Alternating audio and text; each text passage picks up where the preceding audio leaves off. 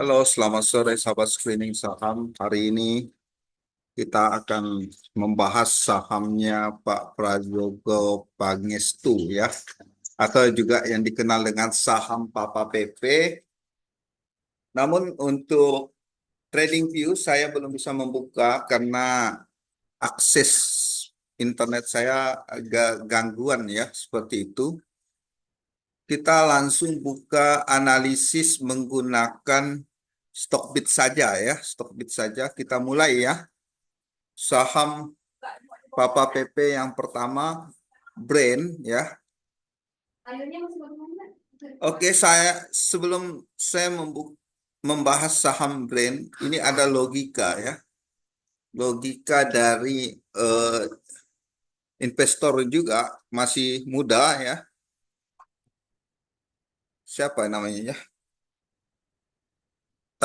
Dia pegang Pani itu ya, yang pegang Pani sekarang ya. Siapa hakim-hakim gitulah ya. Logikanya yang pertama adalah sebelum membeli saham, ketahui dulu siapa sih ownernya. Owner itu ya pemiliknya ya. Jadi seperti itu logikanya. Ya milik siapa dia? Milik konglomerat kah atau milik perusahaan perintis ya? Perusahaan perintis yang belum terkenal juga si pemiliknya hanya sekedar mendapatkan dana dari IPO ya. Sebenarnya si pemilik yang seperti itu tidak akan menggoreng juga sahamnya ya. Dia tidak ada kepentingan untuk menggoreng sahamnya. Tidak. Dalam arti ya buat apa saham saya goreng? Saya kan sudah cuan dari saya menjual atau meng-IPO-kan perusahaan saya. Ingat ya, bagi perusahaan itu sebuah keberhasilan dari IPO itu sangat penting ya, apalagi sahamnya terjual habis di masyarakat. Kenapa? IPO sama juga artinya tidak ada jaminan ya, seperti halnya sebuah perusahaan pinjam di bank itu ada jaminan. Tapi kalau di IPO kan ya perusahaannya milik bersama.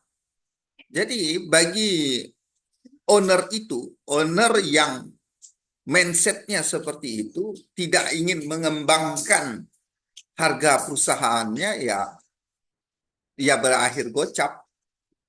Banyak IPO yang berakhir gocap. Ya seperti itu logikanya.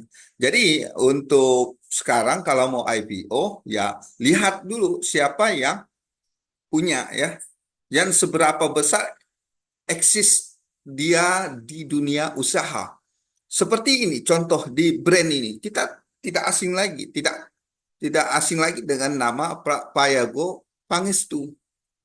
Bahkan pernah menduduki orang terkaya nomor satu di Indonesia dan nomor berapa di dunia. Kalau yang sekarang ini dengan turunnya saham-sahamnya ya ada beritanya itu sudah kehilangan 14 triliun itu secara valuasi.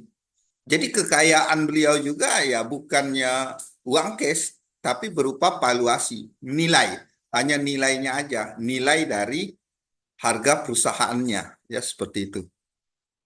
Jadi setelah melihat ownernya siapa, apa kepentingan dari si owner, selanjutnya adalah jenis usaha.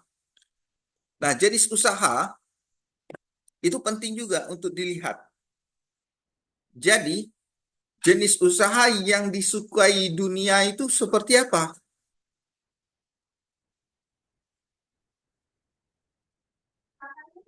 Jadi, seperti contoh, mohon izin ini, sektor batubara. Sektor batubara, dunia itu khususnya ya negara-negara yang maju, dia sudah menggunakan energi alternatif yang tidak mencemari lingkungan. Nah, kalau ada sektor yang mencemari lingkungan, ini asing nggak mau goreng. Jadi seperti itu, nggak mau goreng. Yang kedua, contoh lagi, di sektor kelapa sawit, di mana efek dari penanaman sawit ya pastinya mengganti tanaman hutan asli menjadi kelapa sawit. Nah, dia ada efek perubahan iklim ya seperti itu. Jadi pernah juga CPO kita Eropa nggak mau beli, jadinya seperti itu. Jadi kalau gorengan gorengan ya ada lah ya gorengan, tetapi ya tidak sampai beger ya. Kita yang mau kita cari itu menurut Irfan Hakim ya, itu kan Irfan Hakim siapa namanya ya? Lupa saya. Yang mau cari saham Beger itu ya cirinya gitu. Dua kan dia bilang. Pertama ownernya, yang kedua jenis bisnisnya. Oh terbuka juga ya. Terbuka juga di mindset saya ya seperti itu. Kalau kita tujuannya mencari valuasi capital gain, jadi harus pandai melirik saham-saham yang dimiliki owner yang ternama ya seperti itu. Yang kedua jenis usaha yang tidak berdampak bagi global seperti itu, pemanasan global atau polusi yang menyebabkan lingkungan. Nah mereka pemain asing nggak akan menggoreng juga. Jadi kita harus pantau dari dua sisi. Yang pertama gorengan dari si owner, yang kedua gorengan dari asing ya seperti itu. Ya kalau beda cerita kalau kita ingin dividennya. Contoh ownernya adalah BUMN, perusahaan milik negara. Perusahaan milik negara ini ya itu murni dilihat valuasinya dari kinerja BUMN-nya. Contoh Bank BBRI itu kan pemiliknya adalah 51% negara. Negara nggak ada urusan ya. Mau sahamnya turun silakan. Mau sahamnya di bawah naik silakan. Yang penting negara dapat dividen karena memerlukan dividennya untuk pemasukan negara itu. Mau digoreng ya ayo ikut aja. Tapi nggak ada urusan. Ini kalau sifatnya owner. Beda cerita berbanding dengan BBCA. Nah, jadi ayo kita buka BBCA, ownernya siapa? Jadi kita harus tahu juga. Apa kepentingan dari owner, dari si pemilik? Maukah sahamnya di eh, apa namanya ya, jeblok ya, diturunin? Si owner maukah kayak gitu? Pasti ada usaha owner untuk mempertahankan. Jadi kalau diturun 5% itu biasa, itu anggapnya diskon. Nah, karena si owner nggak mau juga valuasi kekayaannya berkurang. Mereka si owner akan menjaga harganya dia tetap tumbuh. Jadi di sektor perbankan ya bagus ketika kita lihat dari sisi owner, dari sisi kepentingan, dari segi pertumbuhan perusahaannya, perbankan memang cocok di BBCA sudah. Jadi seperti itu. Oke, bagaimana dengan saham Papa PP? Saham Papa PP ownernya ya punya kepentingan, ya enggak? Seperti itu. Yang kedua, brand. Walau banyak YouTuber bilang Bang Argasi ini memang nggak ada kantornya, tetapi ya dari segi bisnisnya ya ini merupakan energi ramah lingkungan. Ini energi masa depan. Disclaimer ya Bapak Ibu, seperti itu. Bagaimana teknikalnya ya, teknikalnya aja langsung ke teknikalnya. Hari ini turun ya 3% ya. Balik lagi ke support kuatnya didapat dari 14 Oktober ya. Nah, ini masih menantikan juga investor asing ini wait and see karena besok lah ya, tanggal 5 juga, tapi di waktu Amerika ya kitanya malam. Jadi pemilihan pemilihan presiden. Mudah-mudahan ya respon asingnya siapa yang terpilih itu akan menambah kepercayaan. Yang kedua sentimennya ya penurunan suku bunga ya tanggal 7 November. Itu untuk saham-saham perbankan. Jadi di brand untuk bandar asingnya memang sejauh ini keluar ya. Nih minus 311 miliar ya. Kalau kita lihat memang asing yang trading ya, maksud saya asing yang trading. Kalau asing yang sejak IPO ada. Bagaimana ngeceknya? Asing yang sejak IPO ngeceknya di sini ya. Kita cek profil ya. Mana profil? Kayak statistik, watchlist, trader, buy and sell. Company profil ya. Coba kita lihat brand.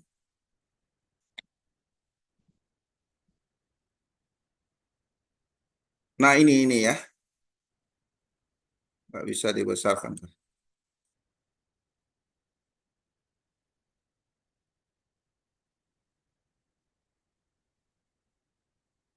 Ini ya. Lokal. Ini lokal loh. Ini lokal. November ya 0,66% ya. Ini kepemilikan lokal. Asingnya masih pada garis 34% foreign. Jadi ini mulai memang sejak IPO asing belum ada jualan kecuali asing yang trading ya seperti itu. Kepemilikan mana ya? Kepemilikan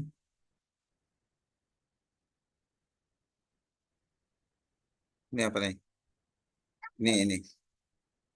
PT Baripo Pasifik 64%, Green Era Energi 23%, masyarakat non wakaf ya 11%.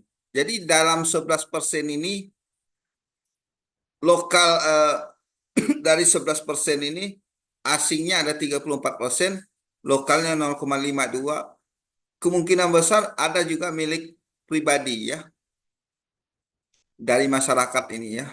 Punyanya Pak Prayogo ya. Seperti itu.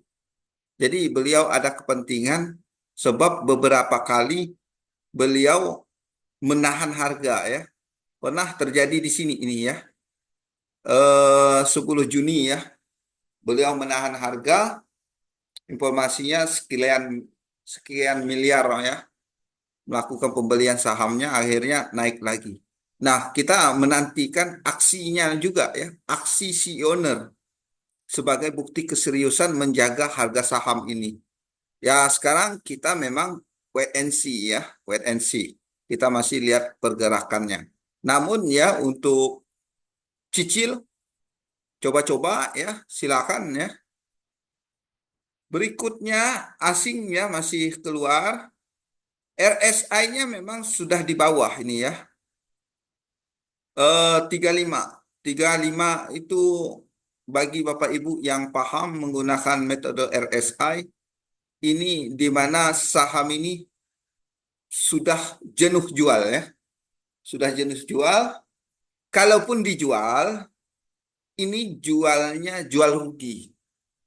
Nah, sekarang Bapak Ibu bayangkan aja, adakah orang mau jual rugi?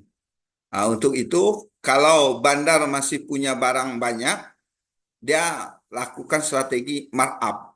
Jadi hati-hati juga ya, seperti itu di brand. Oke, kita lanjut ke saham BRPT sebagai induk dari brand BRPT.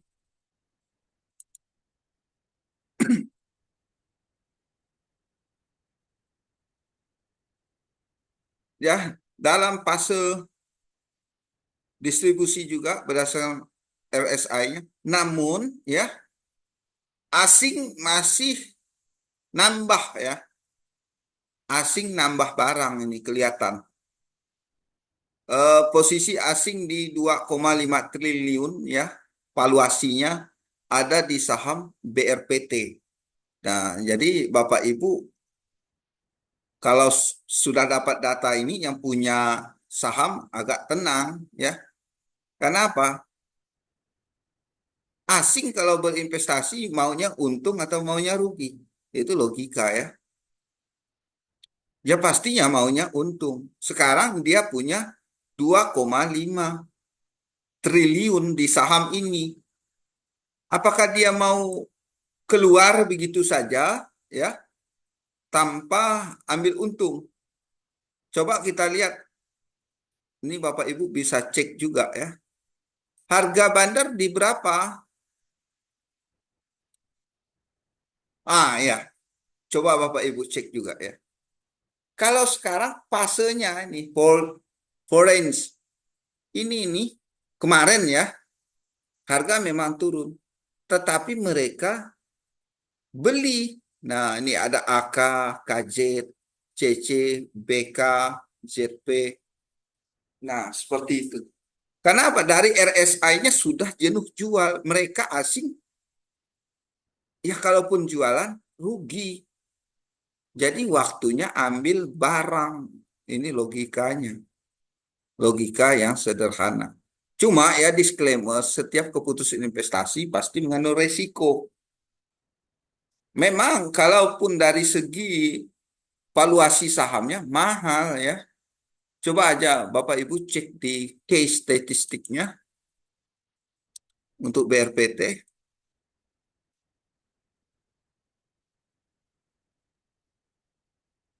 Case statistik eh, malah Q3-nya. Q3-nya rugi ya net income-nya. Secara EPS-nya per saham rugi 1,7 rupiah ya. Fairnya luas, perlu waktu 170 tahun buat balik modal. Current price to book value-nya 3,6 ya. Kemahalannya 3,6 kali daripada jumlah asetnya ya seperti itu. Namun sekali lagi di saham sekarang untuk harga ya tergantung. Bukan bukan seperti saham-saham fundamental. Ini logikanya beda ya.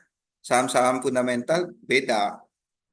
Kalau saham-saham fundamental begitu laporan keuangannya turun ya anjlok juga sahamnya. Kalau sekarang kan di sahamnya punya kepentingan pengendalinya ya yang nggak mau sahamnya terlalu roboh, akhirnya bertahan. Memang ya support support kuatnya dapat dari ini ya Juni ya 905.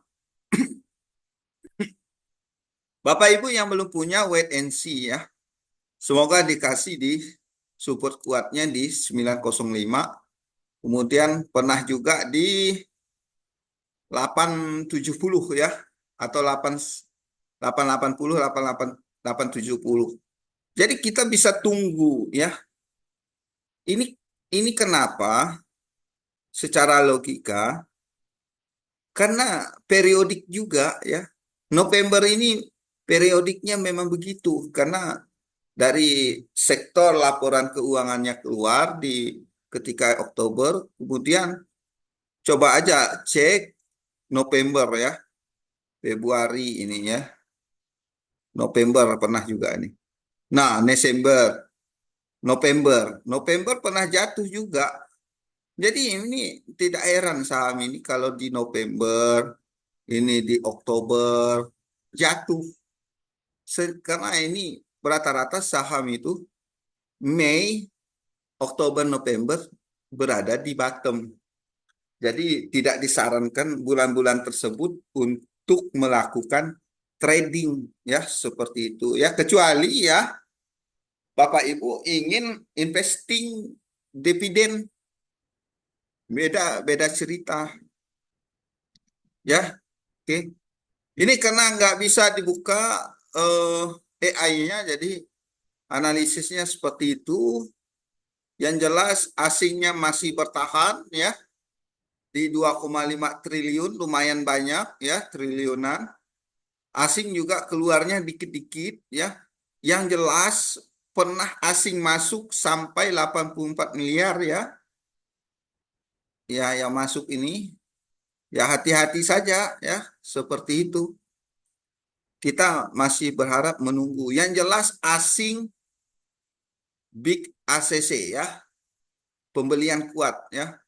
Kalau domestik sama ya. Domestik malah distribusi. Nah, ini malah bagus nih. Kalau Bang Arga bilang kalau domestik domestik yang jualan ya, lokal yang jualan ya siap-siap sahamnya akan naik. Disclaimer.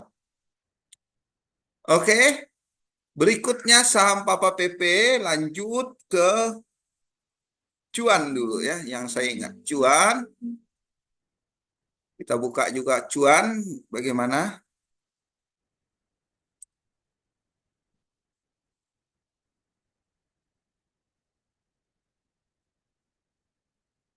Cuan.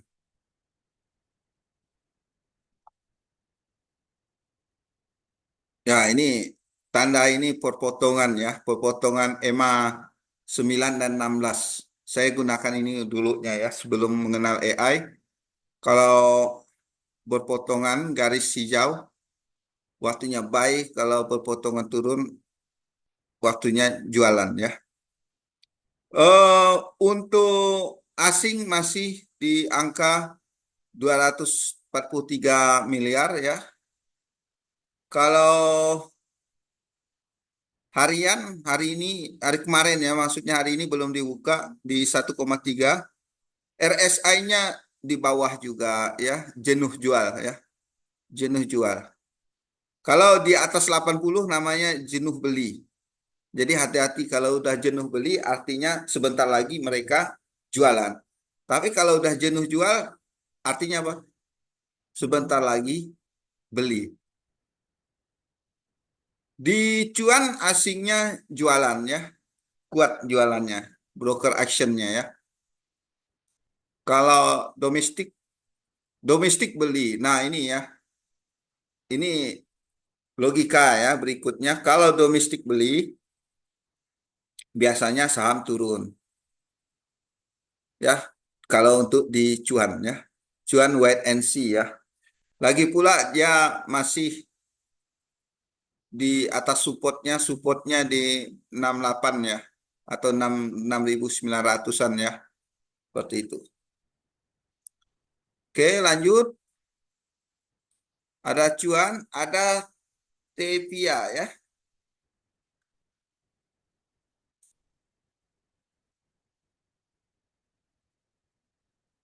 Tepia kompak ya kemarin. Hari ini ya, hari ini ya. Hari ini kompak turun ya. Saham-saham Papa PP. Nah, ini supportnya di mana nih? Memang jualan. Harga terendah masih jauh, 4 ribuan ya. Ya, ini masih ditahan juga Tepia.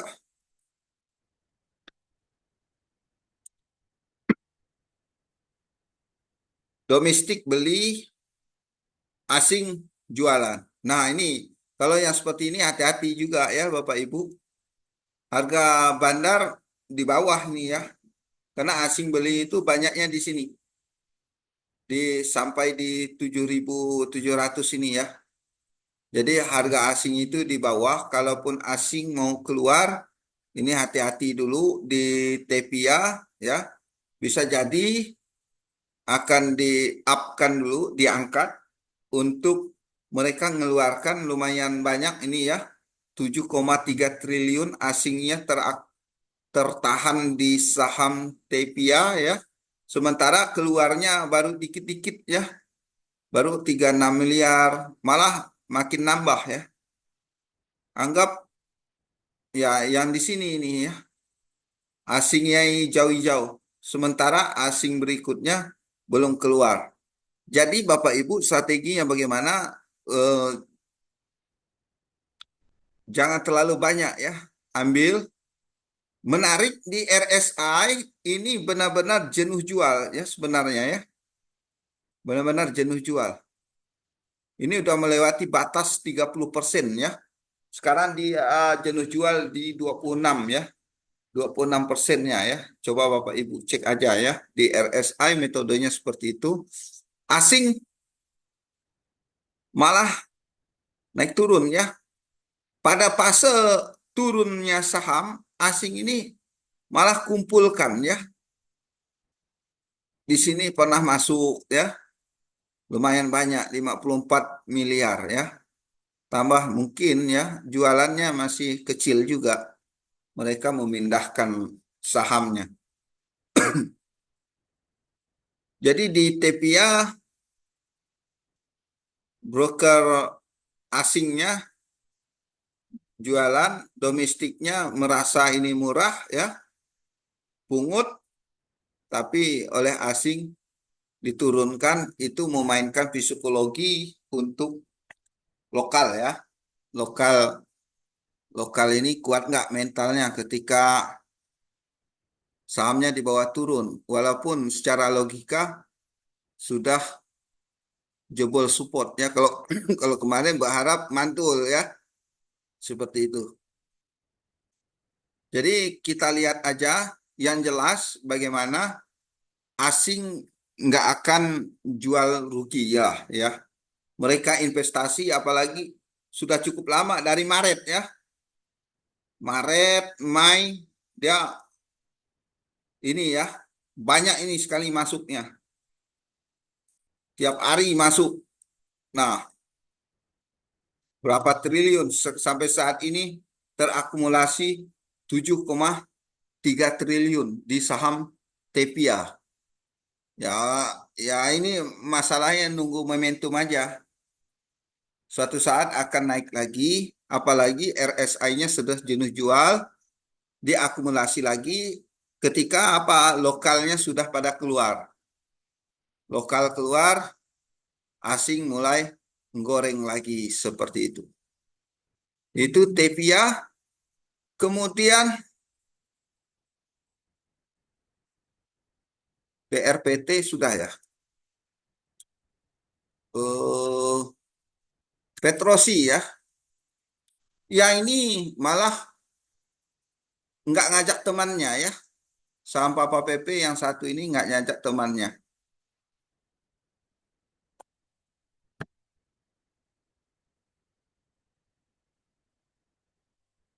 Di Petro bagaimana?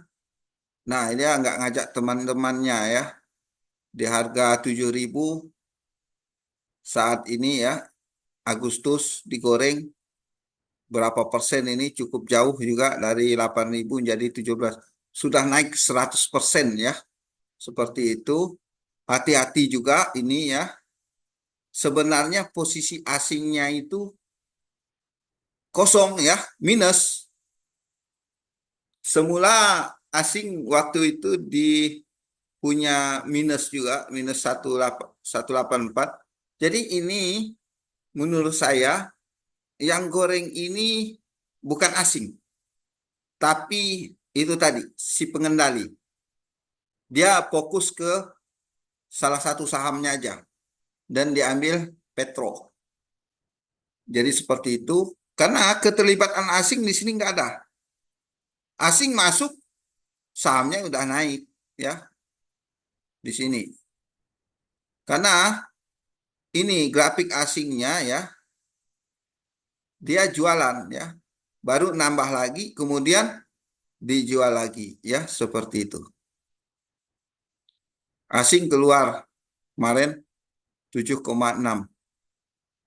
Sudah dibuka mungkin brokernya. Hari ini sudah dibuka 7,6 jualan. Dan posisinya hati-hati RSI-nya ini sudah puncak ya. Pernah menyentuh di 73. Jadi sudah jenuh beli. Jadi kalau udah jenuh beli, selanjutnya apa? Ya, grafiknya seperti itulah ya. Kalau sudah di puncak, lanjutnya ke lembah. Nah, yang di lembah selanjutnya ke puncak berdasarkan RSI. Sekarang memasuki area, jadi disclaimer ya, Bapak Ibu yang belum punya, ini sudah di puncak ya. Ditambah lagi asingnya sudah distribusi. Nggak ada barang. Mendingan di cuan ya, di Tepia. Tepia asingnya banyak di situ ya. Jadi saham pilihan saya kalau menurut saya bagus Tepia ya. Disclaimer. Pertama, asingnya punya kepentingan mau keluar nih asing 7,3 triliun, lumayan banyak. Kalau di Petro memang sudah keluar duluan ya. Nih, akumulasi asing. Tapi memang di Petro asing nggak begitu banyak masuk ya. Nggak seperti di Tepia ya. Ini asingnya hanya sedikit saja ini ya. Oke, demikian. Kalau foreign ya jualan ya. Hanya DP yang tampung ini ya. DP. Mungkin DP punya barang juga di Tepia ini ya. Seperti itu. Oke, jadi bagaimana nih? Secara logika gimana tadi? Pertama, lihat ownernya. Ini ini strategi trading ya. Untuk trading bukan investing berharap dividen bukan. Jadi kalau trading itu multi bagger ya mereka harus lihat siapa yang punya saham ini, pusat ini, siapa yang punya, apa kepentingannya. Yang kedua, lihat asingnya. Seperti itu. Oke, saya menemukan saham yang merupakan ya orang yang punya ini sebenarnya nggak mau lepaskan sahamnya. Apalagi dilihat saham ini turun ya. Tapi memang dibiarkannya pengendali belum mau menyelamatkan. Dia mau ambil barang yang murah. Jadi kita jaga-jaga juga ya. Kita siap-siap juga. Apa sahamnya? GGRM. Silakan Bapak Ibu cek siapa yang punya di urutan berapa kekayaannya ya. Memang secara laporan tahunan ini turun ya. Nah, asing juga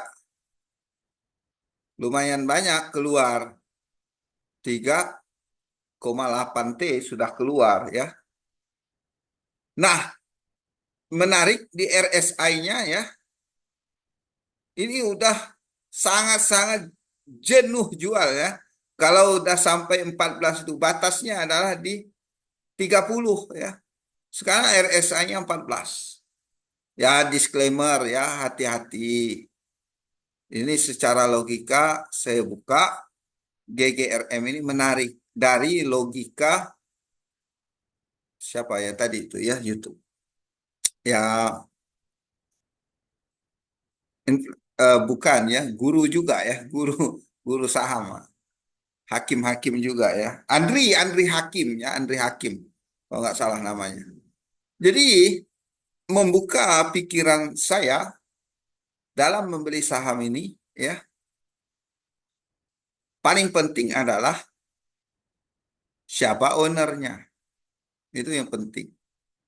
Yang kedua, bagaimana peran asing dilihat dari usahanya ya. Memang ini jenis perusahaannya GGRM, tapi mereka kan sudah berapa ya, mengembangkan usaha di bidang lain ya, tidak hanya GGRM ya, seperti itu. Menarik di GGRM ya, jebol support 14 berapa ini? Support 14.500 sekarang di harga 13.267.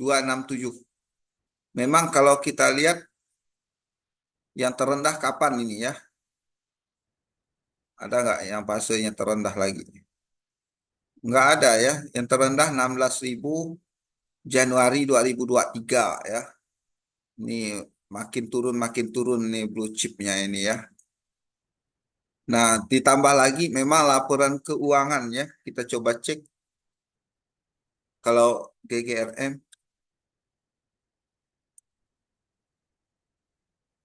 Nah ya, ini ada sesuatu.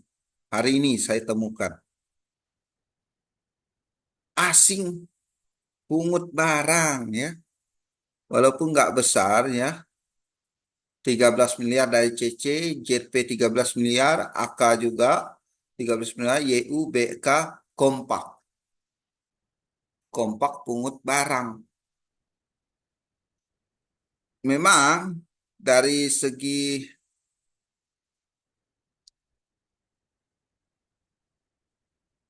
laporan keuangan ya bukan merugi, tetapi turunnya EPS-nya turunnya cukup ya. Diperkirakan hanya mampu tahun ini 687 sebelum-sebelumnya. Tahun lalu 2.700, tapi investor yang mengharap dividen kecewa berat karena mereka ekspansi ya, tidak membagikan dividen. Namun yang jelas ya, Bapak Ibu yang belum punya wait and see, secara logika Andri Hakim informasikan bocorannya pertama lihat ownernya siapa. Itu yang pertama, yang kedua lihat bisnisnya. Asingnya bagaimana? Sekarang kita hanya membaca teknikal. Secara teknikal ini sangat jenuh. Tidak ada lagi saham yang ingin dijual. Kalau jual, jual rugi, ya. Seperti itu. Jual rugi. Siapa yang mau jual rugi? Ya, mereka itu jual rugi karena berharap retail seperti kita juga ikut jualan rugi. Selanjutnya apa? Mereka tampung barang. Logika itu aja dimainkan terus, terus. Oke, demikian ya. Saya rasa ini satu saham yang bisa saya contohkan dari Pak Andri Hakim. Terima kasih ilmunya ya. Logika yang pertama, siapa ya ownernya. Jadi jangan khawatir saham ini turun. Yang jelas ownernya belum mau aja, belum mau mengangkat harga. Kalau mereka mau, nggak seberapa uangnya ya. Untuk mengangkat ini nggak seberapanya uangnya mereka, uangnya dia. Ya lihat aja di eh, tabel tabel harta kekayaan ya seperti itu. Nah, jadi habis materi ini silakan Bapak Ibu pilih saham-saham yang ownernya orang terkaya pertama, kedua, ketiga, keempat di Indonesia seperti itu. Baik itu di sektor apapun lah ya. Kecuali ya yang tadi di sektor asing yang nggak suka ya. Tetapi kita lihat si ownernya. Jadi tidak semua batu bara juga asing nggak suka ya. Seperti itu. Oke, demikian untuk sore hari ini. Mudah-mudahan bermanfaat. Saya Heri. Assalamualaikum warahmatullahi wabarakatuh.